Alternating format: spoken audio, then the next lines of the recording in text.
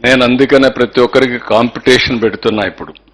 ఇంకొక పక్కన చూస్తే విజయనగరం 1,54,000, మాణ్యం 1,48,000, అల్లూరి సీతారామరాజు 1,54,000, విశాఖపట్నం చెప్పాను, Anakapalli 2,33,000, Kakinada 2,42,000, BR Ambedkar 2,06,000, east Godavari 2,59,000.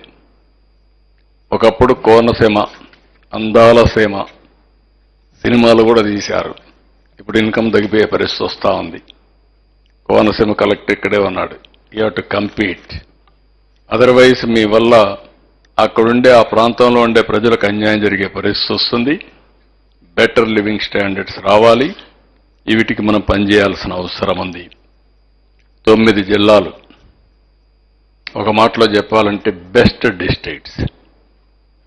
Port కానీ, లాజిస్టిక్స్ కానీ, లేకపోతే ఇంతకుముందు రామ్మోహన్ రెడ్డి గారు చెప్పినట్టు 3 క్యాపిటల్స్ కనెక్ట్ చేయడం కానీ, ఈరోజు నీతి ఆయోగ్ను కూడా రిక్వెస్ట్ చేస్తున్నాం.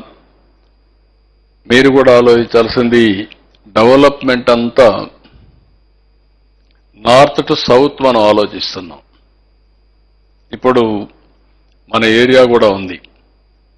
ఇది మేము కూడా ఎంచోపైన సముద్రం పక్కనే ఆలోచిస్తున్నాం. దీనివల్ల లాజిస్టిక్స్ డెవలప్ కావడం లేదు. ఇప్పటి నుంచి మీరు చేయాల్సింది, మాకు నీతి ఆయోగ్ కూడా ప్లాన్ చేసేటప్పుడు ఈస్ట్ నుంచి వెస్ట్కి తీసుకెళ్లాలి. మీరు ఎప్పుడైతే ఈస్ట్ నుంచి వెస్ట్కి తీసుకెళ్తారో ఇంటర్ ల్యాండ్ కనెక్టివిటీ అవుతుంది. అక్కడి నుంచి లాజిస్టిక్స్ అన్నీ కూడా ఇక్కడికి ఈ ప్రాంతానికి వచ్చే పరిస్థితి వస్తుంది.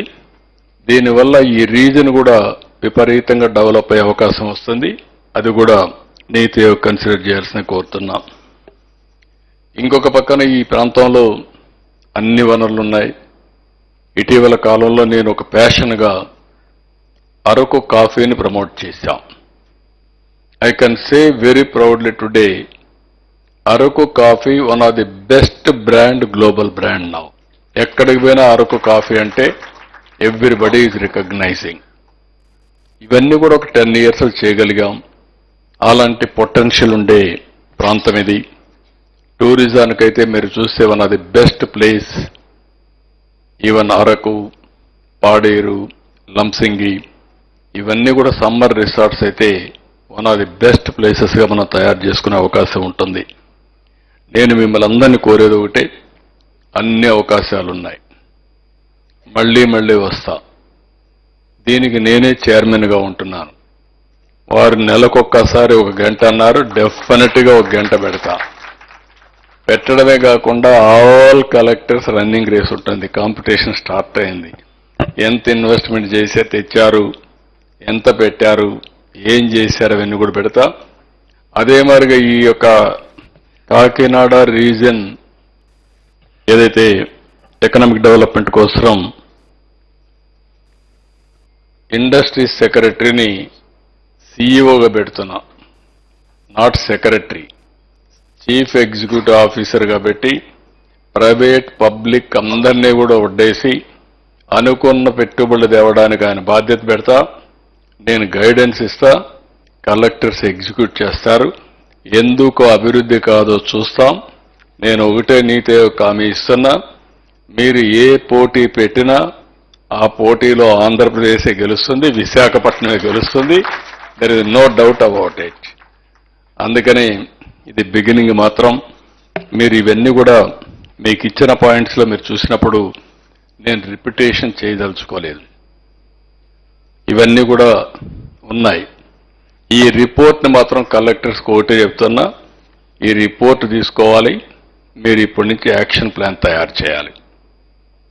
మీరు యాక్షన్ ప్లాన్ తయారు చేసుకొని మీరు కూడా అమలు చేసే బాధ్యత మనకంతా ఇన్ఫ్రాస్ట్రక్చర్ ఉంది. ఈ రీజియన్లో 9 కలెక్టర్స్ ఉన్నారు. మీకు కూడా ప్లానింగ్ బోర్డ్స్ ఉన్నాయి. మీ కింద కాన్స్టిట్యున్సీల వారీగా మనం స్వర్ణాంధ్ర విజన్ యూనిట్లు పెట్టాం. వాళ్ళకు కావలసిన స్టాఫ్ ఇచ్చాం. ఇంకో పక్కన రతన్ టాటా ఇన్నోవేషన్ హబ్ పెట్టాం. దీనికి జిల్లా వారీగా మీ యొక్క యూనిట్స్ పెట్టుకున్నారు.